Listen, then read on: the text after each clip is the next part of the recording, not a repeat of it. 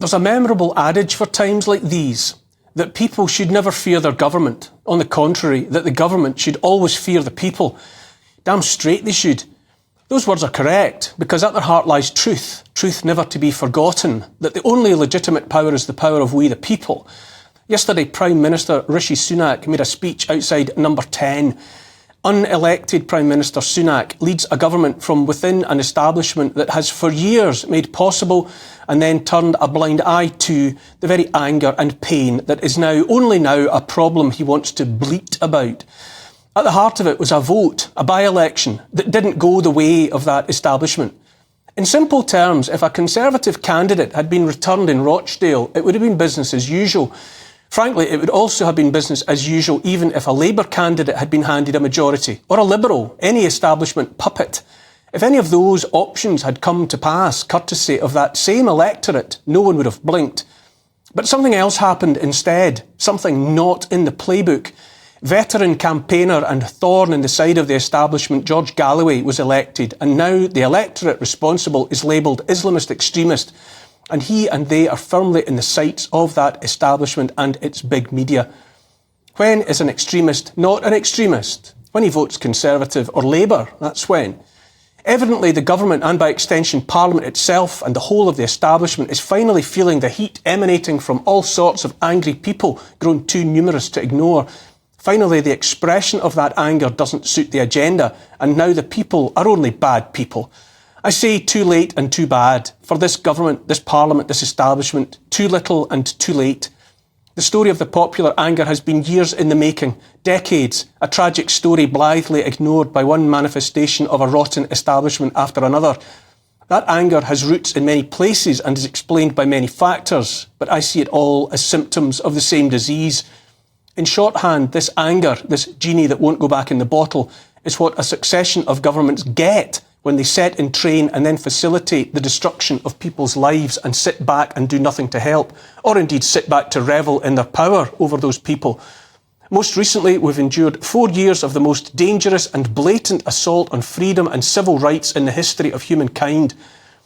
During what should go down in the history books as the era of the scamdemic, those occupying positions of power in government, in medicine, in big tech, in big media, inflicted on the people nothing less than sustained abuse on an unprecedented scale, abuse that all these years later is still unaddressed and unconfessed, utterly devoid of consequences for the guilty. Excess deaths, two little words hung like an albatross around their shoulders. Just days ago, the desperate had the temerity to change the way those deaths are assigned, the totals reached. Instead of facing up to the thousands of people that have died when they shouldn't have died, that are still dying unexpectedly and in ways unexplained every week since sometime in 2021, instead of so much as talking about those deaths, the rules of the game were changed instead to make those dead almost disappear. Almost. Those two little words, excess deaths, are nothing less than a straw to break a camel's back and part of the pressure pushing tectonic plates, moving the ground beneath politicians' feet, and they know it. And now, the anger of the people who endured all of that abuse is finally hot enough for the perpetrators to feel, loud enough for them to hear, unpredictable enough for them to fear. And true to form, true to the playbook, they must deflect and distract. Right-wing and Islamist extremism, oh yes, that'll do nicely. During the years of the COVID debacle, those politicians, doctors, scientists, big technocrats, big media were only confident and blasé.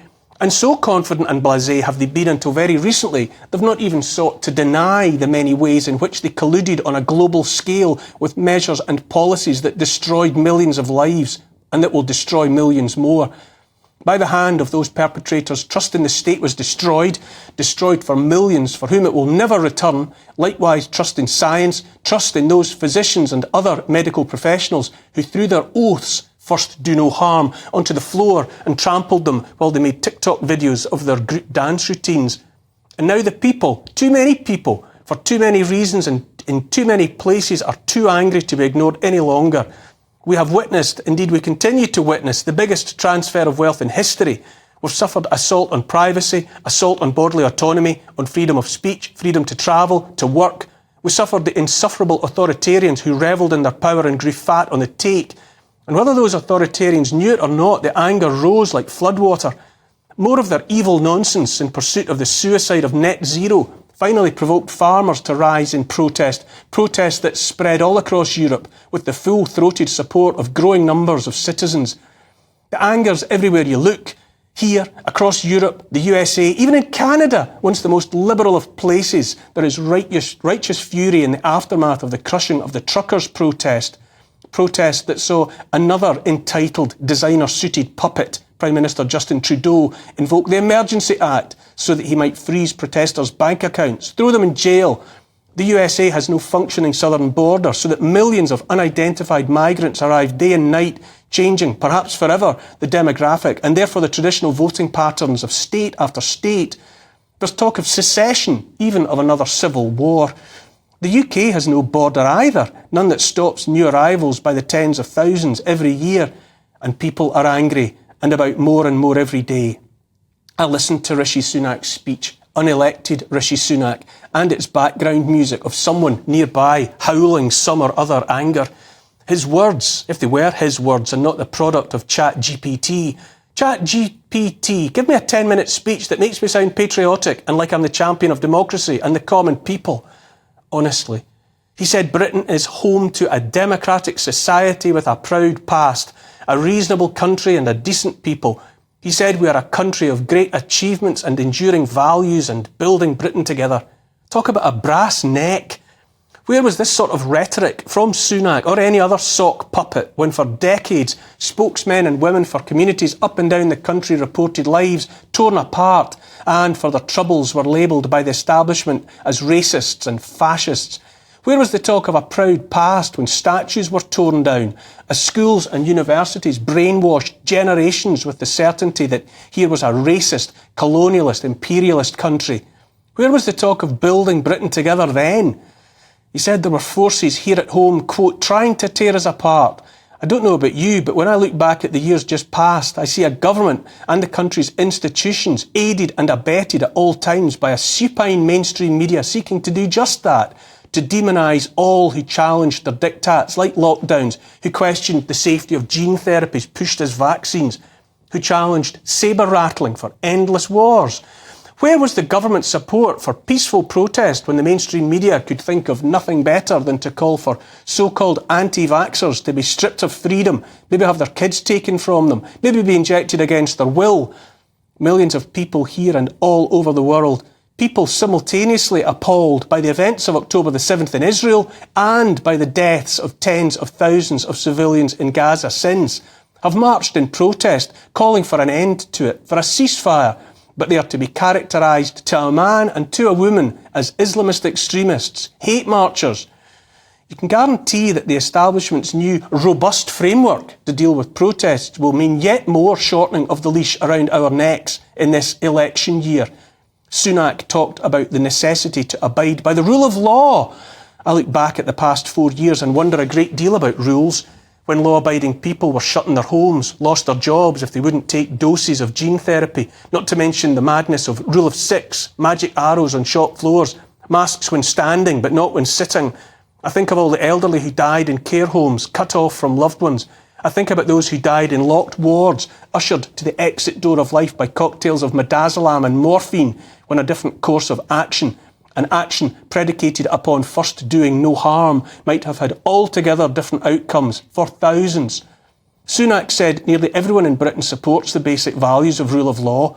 Rule of law, playing by the rules, playing the game. I think about behaviour like that and wonder if it's just the rule of law for us, and whether it's just blindingly obvious that rules only apply to us and not to those with the power to change the rules at will. Maybe Sunak's right, and most people in Britain do support those values of obeying the rules. But if you're asking me, the small and vocal hostile groups who do not, as he described them, is a neat description of the inhabitants of Westminster itself. He said extremists and the far right were equally desperate, two sides of the same coin, which was rich coming from one of the two cheeks of the same backside, presently sliding up and down the green benches of the Commons in the guise of the Conservative and Labour parties. Referring to Rochdale, he said, neither group accepts that change in our country can only come through peaceful democratic process. Does that mean a by-election that didn't work out for him unelected as he is, already to be characterised as undemocratic. He said those extremists and right-wingers want to set Britain against Britain. He said extremists and their ilk aim to drain us of our confidence in ourselves and as a people. They want us to doubt ourselves, to doubt our country's history. Really, Rishi? I'd got the impression that was your job.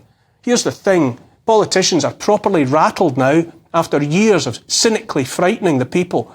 What Sunak was up to yesterday was textbook gaslighting. Don't fear us hard-working MPs. Fear those neighbours of yours instead. He invoked, too, the wrong side of history, which is a reckless, some might say desperate move by a puppet up to his strings in the wrong side of history.